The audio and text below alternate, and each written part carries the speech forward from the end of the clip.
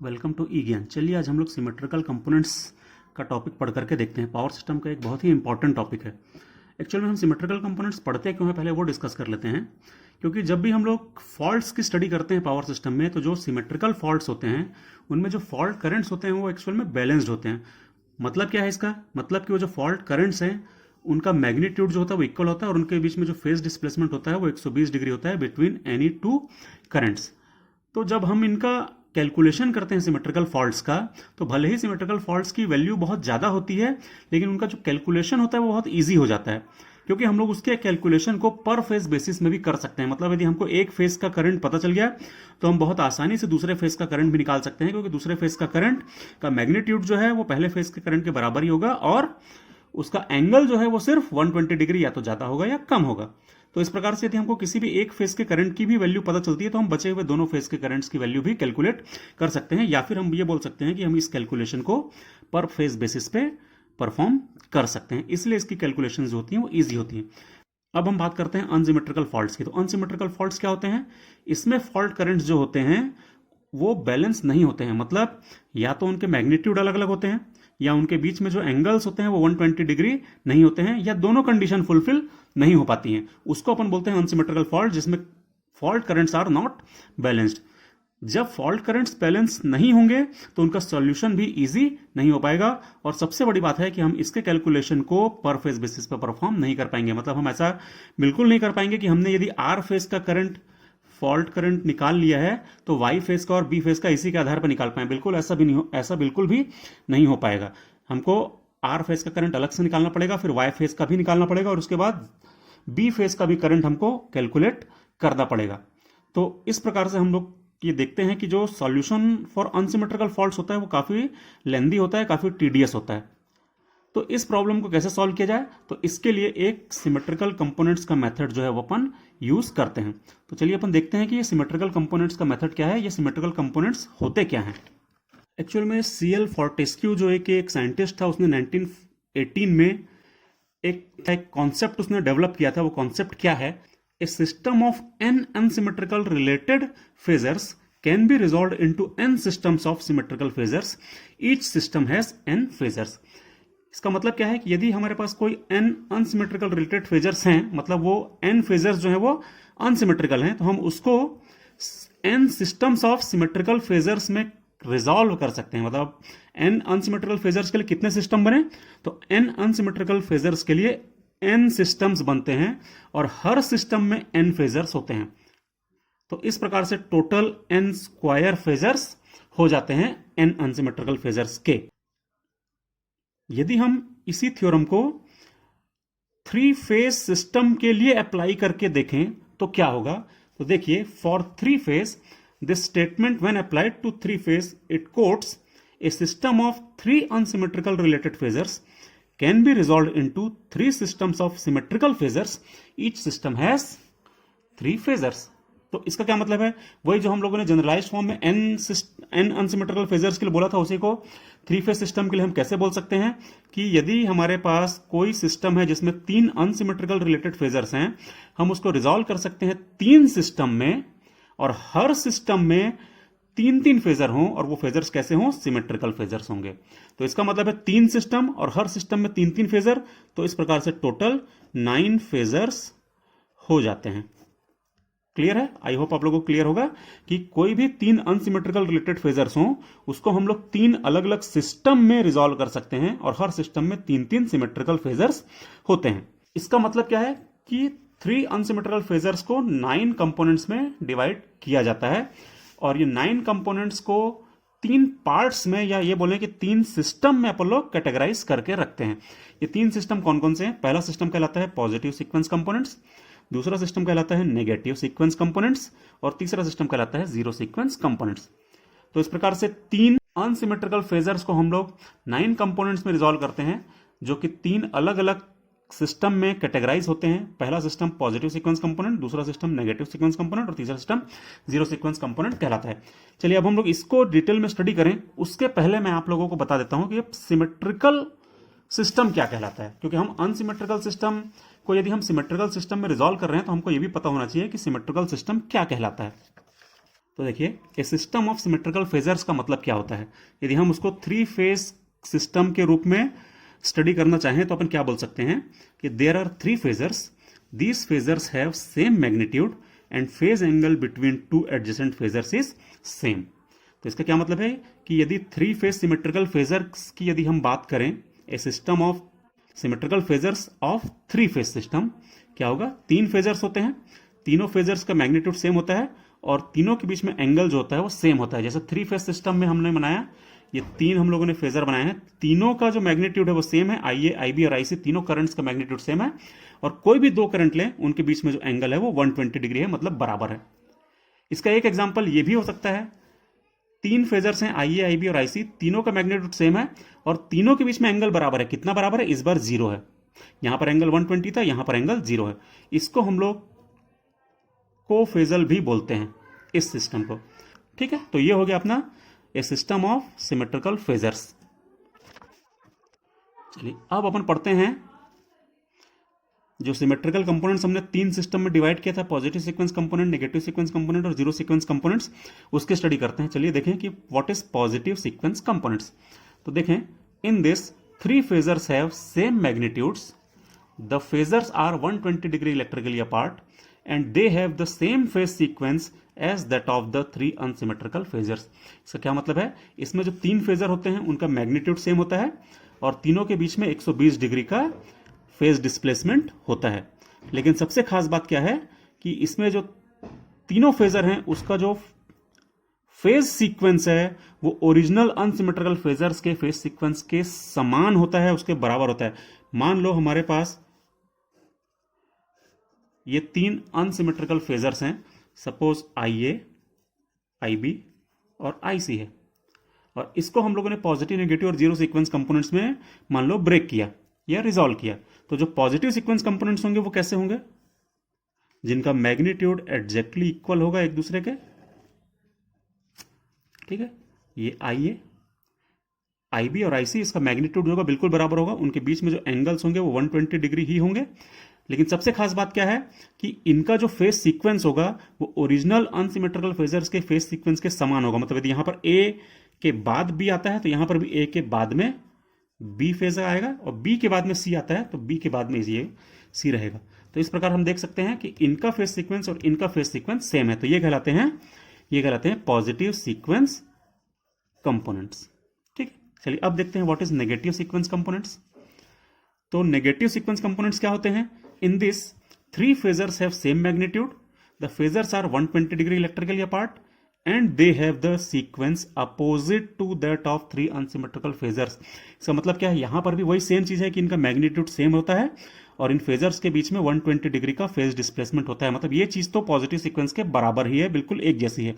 लेकिन मेन चीज क्या है, जो खास बात है नेगेटिव सीक्वेंस की, वो क्या है, वो ये है कि इनका जो फेज सीक्वेंस होता है वो अपोजिट होता है 3 अनसिमेट्रिकल फेजर्स के। मतलब हम लोग यदि इसी अनसिमेट्रिकल फेजर्स को मान लो मैं फिर से ड्रॉ करता हूं, ये IA, ये IC और ये वाला IB, देखिए तीनों की लेंथ अलग अलग है, तीनों के बीच में एंगल भी बराबर नहीं है, कोई बड़ा एंगल है कोई छोटा एंगल है। तो इसका मतलब है ये जो सिस्टम है ये अनसिमेट्रिकल फेजर्स का हुआ। इसका सीक्वेंस क्या है, देखिए पहले A है, फिर B है, फिर C है, मतलब जो सीक्वेंस है वो ABC है। यदि इसी का हम लोग नेगेटिव सीक्वेंस कंपोनेंट ड्रॉ करते हैं तो सबसे पहले तो अपन 3 फेजर्स बनाएंगे, तीनों का मैग्नीट्यूड बिल्कुल सेम होगा और तीनों के बीच में एंगल जो होगा वो 120 डिग्री होगा। तो देखिए ये 120, 120 और 120 है और तीनों का जो फेज मैग्नीट्यूड है वो सेम है। लेकिन जो खास चीज है वो क्या है कि जो सीक्वेंस होता है फेज सीक्वेंस वो इसके फेज सीक्वेंस के अपोजिट होता है। यहां पर फेज सीक्वेंस ABC, तो यहां पर फेज सीक्वेंस होगा ACB, मतलब पहले A आएगा, फिर नीचे यहां आ जाएगा C और इसके पीछे आएगा B। तो अब देखिए इसका सीक्वेंस और इसका सीक्वेंस देखिए, पहले A है तो यहां A है, यहां B है तो यहां पर C आ गया, और B के बाद C आ रहा था तो यहां पे C के बाद B आ रहा है, मतलब सीक्वेंस हो गया ACB। तो ये होता है नेगेटिव सीक्वेंस कंपोनेंट्स। अब लास्ट होता है जीरो सीक्वेंस कंपोनेंट्स। तो क्या जीरो सीक्वेंस कंपोनेंट्स क्या होता है वो भी देख लें। इन this 3 phasors have same magnitude, the phasors have zero phase angle between any 2। इसका मतलब होता है कि जो जीरो सीक्वेंस कंपोनेंट्स होते हैं उसमें तीनों फेजर्स का मैग्नीट्यूड तो सेम होता है लेकिन उसके बीच में जो एंगल होता है वो जीरो होता है। तो इस प्रकार से हम लोग उसको ड्रॉ कर सकते हैं। ये आई ए, ये आई बी और ये आई सी। तीनों का मैग्नीट्यूड सेम है और तीनों के बीच में एंगल कितना है, जीरो है, तो ये कहलाते हैं जीरो सीक्वेंस कंपोनेंट्स। अब इनका नॉमेनक्लेचर कैसा होता है, हम कैसे इसको शो करते हैं कि कौन सा पॉजिटिव कौन सा नेगेटिव कौन सा जीरो है। जो पॉजिटिव सीक्वेंस कंपोनेंट्स होते हैं उसको अपन शो करते हैं IA1, IB1 और IC1 से। नेगेटिव सीक्वेंस को हम लोग शो करते हैं IA2, IC2 और IB2 से। और जीरो सीक्वेंस को हम लोग शो करते हैं IA0, IB0 और IC0 से। तो इस प्रकार से पॉजिटिव सीक्वेंस के लिए सबस्क्रिप्ट लगाते हैं 1, नेगेटिव सीक्वेंस के लिए सबस्क्रिप्ट लगाते हैं 2 और जीरो सीक्वेंस के लिए लगाते हैं अपन 0। ठीक है, चलिए अब इसी को अपन लोग फेजर के रूप में एक बार समझ के देखते हैं। सपोज ये हमारा एक ओरिजिनल अनसिमेट्रिकल फेजर है, इसकी वैल्यू है IA, ये है IB और ये है IC। हम देख सकते हैं कि तीनों का मैग्नीट्यूड अलग अलग है, तीनों के बीच में जो एंगल है वो भी 120 डिग्री के बराबर नहीं है। तो इसका मतलब है ये एक अनसिमेट्रिकल 3 फेज सिस्टम है। इसको हम लोगों को एक सिमेट्रिकल कंपोनेंट्स के रूप में रिजॉल्व करना है। तो सिमेट्रिकल कंपोनेंट्स के रूप में हम कैसे रिजॉल्व करते हैं, 3 सिस्टम बनाते हैं। एक सिस्टम होता है पॉजिटिव सीक्वेंस कंपोनेंट, दूसरा सिस्टम होता है नेगेटिव सीक्वेंस कंपोनेंट और तीसरा सिस्टम होता है जीरो सीक्वेंस कंपोनेंट। चलिए अपन वैसे रिजॉल्व करके देखते हैं। तो ये देखिए यहां पर मैंने बनाया हुआ है, ये ड्रॉ किया हुआ है, देखिए ये हो जाएगा IA1, IA के बाद आता है IB, B के बाद आता है C। तो IA1 के बाद आएगा IB1 और IB1 के बाद आएगा IC1। तीनों का मैग्नीट्यूड सेम है, तीनों के बीच में एंगल 120 डिग्री है और इसका जो सीक्वेंस है ABC वही इसका सीक्वेंस है जो ओरिजिनल अनसिमेट्रिकल फेजर्स थे। तो इसलिए यह कहलाएगा पॉजिटिव सीक्वेंस कंपोनेंट्स। अब इसका सीक्वेंस है ABC, तो नेगेटिव सीक्वेंस में क्या होगा देखते हैं। ये हमारा है नेगेटिव सीक्वेंस कंपोनेंट। तो इनका भी देखिए तीनों का मैग्नीट्यूड सेम है, तीनों के बीच में जो एंगल है वो 120 डिग्री है, लेकिन इनका जो फेज सीक्वेंस होगा, मतलब यदि ये IA2 में मानता हूं तो ये हो जाएगा ABC के बजाय ACB हो जाएगा। तो A के बाद आ जाएगा C, IC2 और C के बाद आएगा B, तो ये हो जाएगा IB2। अब देखिए इसका सीक्वेंस ACB हो गया, जबकि इसका सीक्वेंस क्या था, ABC था। तो अपोजिट सीक्वेंस है, इसलिए कहलाएगा नेगेटिव सीक्वेंस कंपोनेंट्स। इसको हम बोलेंगे नेगेटिव सीक्वेंस कंपोनेंट। ये हो जाएगा हमारा zero sequence components. Zero sequence component में तो हम जानते ही हैं कि तीनों का मैग्नीट्यूड सेम होता है और तीनों के बीच में एंगल जो होता है वो 0 0 होता है। तो IA0, IB0 और IC0। तो इस प्रकार से इस 3 फेज अनसिमेट्रिकल सिस्टम को हम लोग कन्वर्ट कर सकते हैं 3 सिस्टम्स ऑफ सिमेट्रिकल फेजर्स। ये positive sequence plus negative sequence plus zero sequence. Clear है? चलिए इसमें से किसी एक को, मान लीजिए मैं A फेस को ले लेता हूं और A फेस के पॉजिटिव, नेगेटिव और जीरो को ऐड करके देखते हैं कि क्या आता है। तो देखिए यहां पर मैंने उसको बनाया हुआ है। देखिए ये IA1 को हमने कैसा लिया है, हॉरिजॉन्टल लिया है। तो IA1 को यहां पर मैंने क्या ले लिया है, ये देखिए ये हॉरिजॉन्टल ले लिया है। ये हो गया हमारा IA1। क्लियर है? उसके बाद देखें IA2 कहां पर है, तो IA2 इस डायरेक्शन में, देखिए इस डायरेक्शन में। अब इसी डायरेक्शन में मैं लेकर के आता हूं नीचे, देखिए तो ये हमारा IA2 इस डायरेक्शन में बन गया, क्योंकि देखिए ये IA2 भी उसी डायरेक्शन में है और ये हमने IA2 को उसी डायरेक्शन में बनाया। तो ये वाली लाइन हो गई हमारी, ये वाला फेजर हो गया IA2। उसके बाद IA0 कैसा है, वो ऐसे डायरेक्शन में है। तो देखिए ये IA0 को मैंने ऐसे डायरेक्शन में बनाया, तो ये हो गया IA0। तो IA1 plus IA2 plus IA0, यदि मैं तीनों को ऐड करूंगा तो जो रिजल्टेंट आएगा देखिए वो यहां से स्टार्ट होगा और यहां पर एंड होगा। ये हो जाएगा हमारा ओरिजिनल IA, मतलब IA1 plus IA2 plus IA0 is equal to IA। और ये देखिए ये IA इस डायरेक्शन में IA है और ये IA भी उसी डायरेक्शन में सेम। क्लियर है? तो इसका मतलब है IA1 plus IA2 plus IA0 करते हैं तो ओरिजिनल फेजर IA मिल जाता है। तो इस प्रकार से आप लोग ये लिख सकते हैं कि जो IA होता है, मतलब जो हमारा ओरिजिनल जो फेजर है, अनसिमेट्रिकल सिस्टम का जो फेजर है, वो क्या होता है, IA1 plus IA2 plus IA0, मतलब positive sequence component plus negative sequence component plus zero sequence component. बिल्कुल वैसे ही IB को यदि मैं लिखूं तो IB1 plus IB2 plus IB0 लिख सकते हैं अपन। सिमिलरली IC के लिए हम लिख सकते हैं IC1 plus IC2 plus IC0। तो इस प्रकार से तीनों सीक्वेंस कंपोनेंट्स का समेशन ओरिजिनल अनसिमेट्रिकल फेजर के बराबर होता है, फेज ए के लिए भी, बी के लिए भी और सी के लिए भी। इसमें से ये तीनों जो कहलाते हैं ये पॉजिटिव सीक्वेंस होते हैं, ये वाले तीनों नेगेटिव सीक्वेंस होते हैं, और ये वाले तीनों जीरो सीक्वेंस कंपोनेंट्स होते हैं, और ये तीनों जो है हमारे ओरिजिनल अनसिमेट्रिकल फेजर्स हैं। सिमेट्रिकल फेजर्स को हम लोग कैसे कैलकुलेट कर सकते हैं, यदि हमको इन अनसिमेट्रिकल फेजर्स की वैल्यू पता हो तो अपन वो डिराइव करके देखते हैं। चलिए, तो ये हम लोगों ने तीन इक्वेशंस लिख ली हैं। सपोज ये इक्वेशन नंबर 1 है, ये इक्वेशन नंबर 2 है, और ये इक्वेशन नंबर 3 है। इसमें से IB1, IB2 और IB0 की वैल्यूज क्या क्या है अपन लोग वो देखते हैं। देखिए, ये हम लोगों ने जब फेजर्स ड्रॉ किए थे तो वहां से हम लोग देखें IA1, IB1, IC1, IA2, IC2, IB2, ये सब हम लोगों ने ड्रॉ किया हुआ था। यहां से हम लोग देख सकते हैं कि जो IB1 होता है वो क्या होता है। तो यदि इस IA1 में मैं ए को अप्लाई करूं, ऑपरेटर ए हम लोग ऑलरेडी पढ़ चुके हैं, आप लोगों को याद होगा ऑपरेटर ए क्या होता है। तो ऑपरेटर ए जो होता था वो किसी भी फेजर पे जब हम अप्लाई करते हैं तो उसको 120 डिग्री एंटी क्लॉकवाइज डायरेक्शन में रोटेट कर देता है। यह ऑपरेटर ए की वैल्यू होती है 1 एंगल 120। और यदि हम ए स्क्वायर को ऑपरेट करते हैं किसी भी फेजर के साथ में तो वो उसके एंगल को 240 डिग्री इंक्रीज कर देता है, या अपन कह सकते हैं कि ए स्क्वायर की वैल्यू होती है 1 एंगल 240। यदि मैं IA1 में ए को अप्लाई करूं तो यहां पहुंच जाएगा, और एक बार और ए को अप्लाई करूं तो यहां पहुंच जाएगा। मतलब कि IA1 में यदि मैं ए स्क्वायर ऑपरेटर को ऑपरेट करता हूं तो ये IA1 है जो IB1 की जगह पर पहुंच जाएगा। तो इसका मतलब IB1 इज इक्वल टू क्या होगा, वो होगा ए स्क्वायर इंटू IA1। ठीक है, IB1 इज इक्वल टू क्या होगा, ए स्क्वायर इंटू IA1। बिल्कुल वैसे यदि मैं IA1 पर ए ऑपरेट करूं तो यहां पहुंच जाएगा IC1 की जगह 120 डिग्री रोटेट होकर के। तो इसका मतलब क्या है कि IC1 जो होगा वो ए इंटू IA1 के बराबर होगा। ये देखिए, a इंटू IA1 क्या होगा, इसमें मैं a ऑपरेट करता हूं तो यहां पहुंच जाएगा, बन जाएगा IC1। तो इसका मतलब a IA1 is equal to IC1। और a स्क्वायर यदि मैं ऑपरेट करता हूं तो 240 डिग्री रोटेट करेगा तो यहां पहुंच जाएगा। तो इसका मतलब a स्क्वायर IA1 जो होगा वो IB1 के बराबर होगा। तो वही हम लोगों ने यहां पर नोट कर लिया है। ठीक है, सिमिलरली यदि मैं इसके बारे में बात करूं तो देखिए, यदि मैं IA2 में a ऑपरेट करता हूं तो IB2 की जगह पहुंच जाता है। तो इसका मतलब है IB2 इज इक्वल टू होगा a IA2। और बिल्कुल वैसे यदि मैं IA2 में ए स्क्वायर को ऑपरेट करता हूं तो ये 120 डिग्री और 120 डिग्री मतलब टोटल 240 डिग्री रोटेट करेगा। तो 120 रोटेट करेगा तो यहां आएगा, और फिर 120 रोटेट करेगा तो यहां पहुंच जाएगा, मतलब IC2 की जगह पहुंच जाएगा। तो इसका मतलब है IC2 इज इक्वल टू हो जाएगा ए स्क्वायर IA2।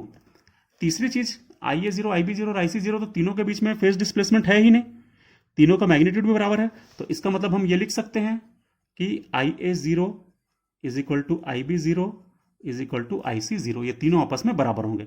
ठीक है, चलिए अब अपन आगे करके देखते हैं। जो हमारी जो इक्वेशंस थी, इक्वेशन नंबर 1, 2 और 3 वो क्या थी, ये देखिए ये थी।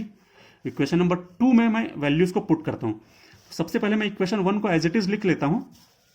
ठीक है, इक्वेशन 1 को एज इट इज मैं लिख ले रहा हूं। यहां पर आप देखिए IA is equal to IA1 plus IA2 plus IA0। उसके बाद IB है, तो IB को मैं लिखता हूं। चलिए, IB को आप लोग देखिए ध्यान से। IB की क्या है, IB1 है इसकी वैल्यू। IB1 क्या है, ए स्क्वायर IA1। तो उसकी जगह पर मैं लिख लेता हूं ए स्क्वायर IA1 प्लस IB2 है, तो IB2 का क्या है, AI2। तो मैं लिख लेता हूं ए इंटू IA2। बिल्कुल वैसी IB0 है, तो IB0 को अपन क्या लिख सकते हैं, देखिए IB0 is equal to IA0। तो अपन यहां पे लिख सकते हैं IA0। ठीक है, तीसरी इक्वेशन क्या है, देखिए IC is equal to IC1 plus IC2 plus IC0। तो उसको भी मैं नोट कर लेता हूं। IC is equal to IC1 क्या है, एक बार देखें, IC1 है AI1, नोट कर लीजिए AI1 प्लस IC2 क्या है, तो IC2 है A square IA2 plus IC0 is equal to, तो हमको पता है IC0 और IA0 आपस में बराबर हैं। तो मैं फिर से IA0 नोट कर लेता हूं। इस प्रकार से हमारी तीन नई इक्वेशंस बन गई। सपोज ये इक्वेशंस है 1 डैश, 2 डैश, 3 डैश। क्लियर है आपको? आई होप समझ में आ गया होगा कि हमने क्या किया है।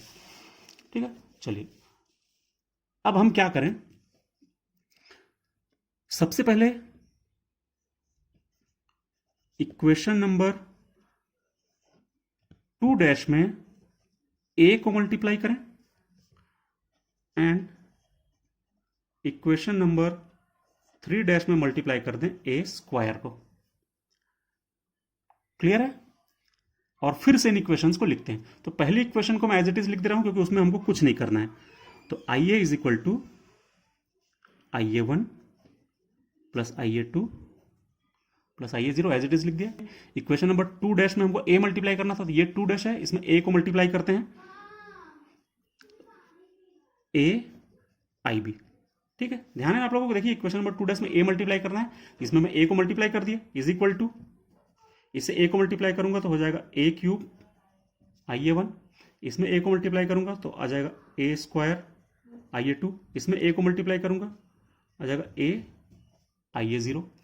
इक्वेशन नंबर 3 डैश में ए स्क्वायर को मल्टीप्लाई करना है, तो इसमें ए स्क्वायर को मल्टीप्लाई करते हैं। चलिए मैं ए स्क्वायर को मल्टीप्लाई करूंगा तो हो जाएगा ए स्क्वायर आई सी, इसमें ए स्क्वायर को मल्टीप्लाई करता हूं तो हो जाएगा ए क्यूब आई ए वन, इसमें ए स्क्वायर को मल्टीप्लाई करता हूं तो हो जाएगा A to the power 4 I A two, plus इसमें ए स्क्वायर को मल्टीप्लाई करता हूं तो हो जाएगा A square I A zero. आ गया, इनको ऐड कर दीजिए। चलिए ठीक है,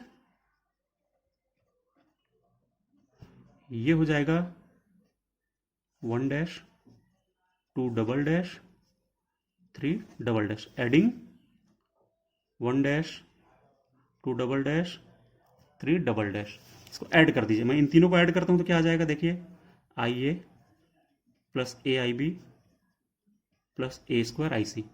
आगे इन तीनों को ऐड किया, तो अब इनको ऐड करना है अपने को, इन तीनों इक्वेशंस को। तो ऐसे ऐड करने के बजाय मैं ऐसे ऐड करूं तो भी कोई प्रॉब्लम नहीं होनी चाहिए। ठीक है, इनको एक साथ ऐड करूं, फिर इसको ऐड करूं, फिर इसको ऐड करता हूं, कोई प्रॉब्लम नहीं होगी। देखिए मैं इन तीनों को ऐड करता हूं तो क्या आएगा, I A one plus A cube I A one plus A cube I A one.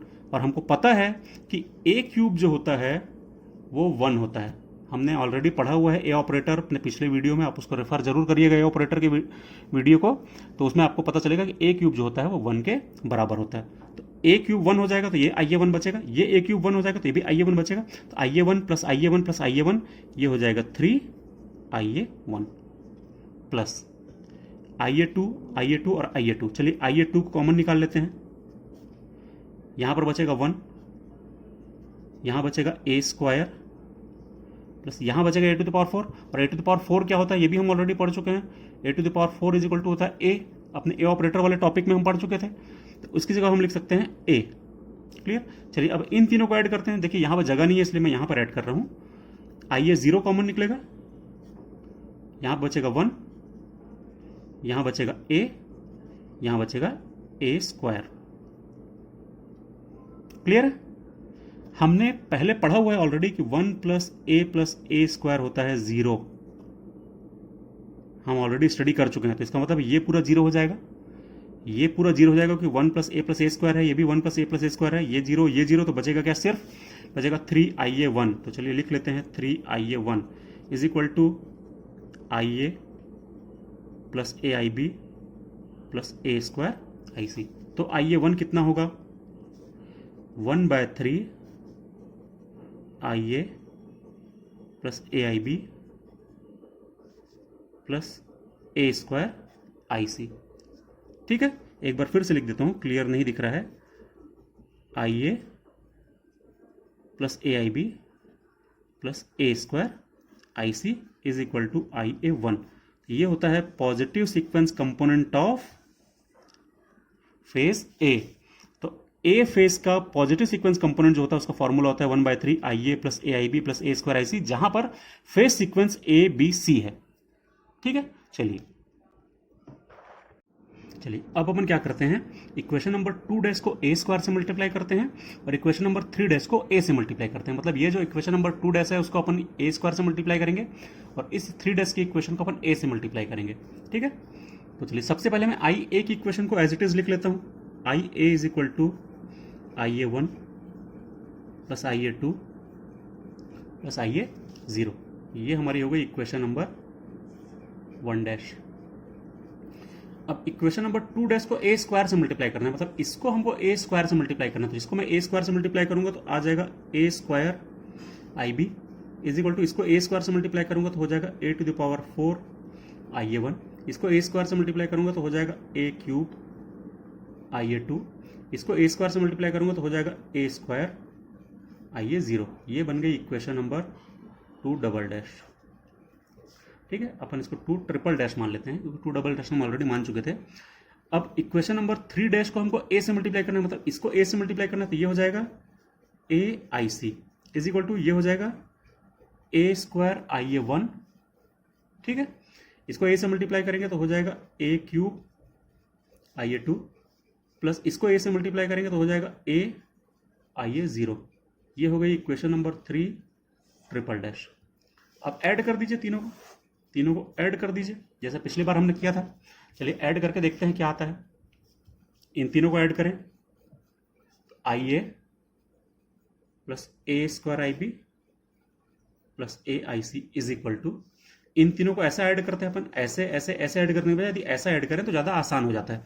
तो ऐसा ऐड करते हैं अपन, तो आई ए 1 कॉमन निकल आएगा, यहाँ बचेगा 1 प्लस यहाँ बचेगा ए टू द पावर 4, और ए टू द पावर 4 की वैल्यू क्या होती है हमने ऑलरेडी डिस्कस किया है। ए टू द पावर 4 होता है A cube into A is equal to A, क्योंकि ए क्यूब होता है 1, है ना। ए क्यूब कितना होता है, वो होता है 1। तो ए टू द पावर 4 क्या आ गया, ए। इसको हम लिख सकते हैं ए, आई ए 1 तो कॉमन निकल गया, यहाँ पे ए स्क्वायर और ये आई ए 1 कॉमन निकल गया। इनको ऐड करते हैं, चलिए आई ए 2 को मैं कॉमन निकालता हूँ, तो I A 2 plus A cube I A 2 plus A cube आई ए 2, और ए क्यूब क्या होता है 1 होता है, तो मतलब ये हो गया 1 इंटू आई ए 2, ये हो गया 1 इंटू आई ए 2, मतलब आई ए 2 plus I A 2 plus I ए 2, ये कितना हो जाएगा 3। प्लस आई ए 0 वाले में देखें तो आई ए 0 को कॉमन निकालते हैं अपन, यहाँ बचेगा 1, यहाँ बचेगा ए स्क्वायर, यहाँ से आई ए 0 कॉमन निकलेगा तो बचेगा ए। हो गया।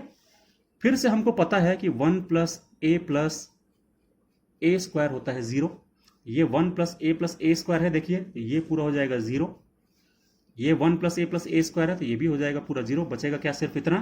तो क्या बचा हमारा 3 आई ए 2 बचा, इज इक्वल टू क्या बचा, ये आई A plus A square I B plus A I सी बचा। तो आई ए 2 कितना हो जाएगा, आई ए 2 हो जाएगा 1/3 I A plus A square I B plus A I C. तो हमारा negative sequence component of current of phase A क्या आ गया, वो आ गया 1/3 I A plus A square I B plus A I C, जबकि phase sequence A B C है तब। क्लियर है आपको? आई होप क्लियर हो गया होगा। काफी आसान है, ज्यादा कठिन नहीं है। अब देखिए ये जो इक्वेशन नंबर 1 डैश 2 डैश और 3 डैश थी, इनको अब हम क्या करें, अब की बार अपन क्या करते हैं, तीनों को डायरेक्टली ऐड कर देते हैं। ठीक है, तीनों को हम डायरेक्टली ऐड करेंगे तो देखिए क्या आता है, अपन लोग इसको सॉल्व करके देखते हैं। इन तीनों को हम यदि ऐड करें 1 dash plus 2 dash plus 3 dash, क्या आ जाएगा, सबसे पहले इधर आएगा I A plus I B plus I C is equal to, इनको ऐड करूंगा यदि मैं तो आ जाएगा आई ए 1, ब्रैकेट में क्या बचेगा, यहां बचेगा 1, यहां बचेगा ए स्क्वायर, यहां बचेगा ए, प्लस आई ए 2 को कॉमन निकालें, यहां बचेगा 1, यहां बचेगा ए, यहां बचेगा ए स्क्वायर। इन तीनों को ऐड करें, क्या आ जाएगा, आई ए 0 plus I A 0 plus I ए 0, ये हो जाएगा 3 I A 0। 1 plus A square 0 हो जाएगा, ये पूरा 1 प्लस ए स्क्वायर ये भी 0 हो जाएगा, बचेगा क्या 3 आई ए 0। ये क्या बचा, आई A plus I B plus I C. ठीक है, तो आई ए 0 कितना हो जाएगा, आई ए 0 इज इक्वल टू हो जाएगा 1/3 I A plus I B plus I सी। ये हो गया zero sequence component of current of phase A. Clear है? तो आई होप आप लोगों को क्लियर हो गया होगा कि हम लोग तीनों सीक्वेंस करंट्स को, जैसे जीरो सीक्वेंस करंट्स को हम अनसिमेट्रिकल करंट्स की सहायता से इस फॉर्मूले से निकाल सकते हैं, बिल्कुल वैसे पॉजिटिव सीक्वेंस करंट को हम कैसे निकाल सकते थे, तो उसका फॉर्मूला हमने अभी भी डिराइव किया था, वो आया था आई A plus A I B plus A square I सी आया था। बिल्कुल वैसे नेगेटिव सीक्वेंस कंपोनेंट को हमने कैसे निकाला था, तो उसका फॉर्मूला आया था 1/3 I A plus A square I B plus A I C. तो ये तीनों फार्मूलों की मदद से हम लोग positive sequence component, negative sequence component और zero sequence component of unsymmetrical phasors को कैलकुलेट कर सकते हैं। इसी को यदि हमको मैट्रिक्स के फॉर्म में लिखना है तो उसको कैसे लिख सकते हैं अपन लोग, चलिए देखते हैं। IA0 IA1 IA2 इसका एक मैट्रिक्स बन गया is equal to 1/3 1 1 1 1 a square and 1 a square a, और ये हमारा मैट्रिक्स हो गया करंट का IA IB IC। तो हम लोग मैट्रिक्स फॉर्म में भी इसको चाहें तो डिनोट कर सकते हैं। तो ये हो गया अपना complete topic of symmetrical components. उसका बेसिक्स जो है वो आज हम लोगों ने कंप्लीट कर लिया है। Thank you.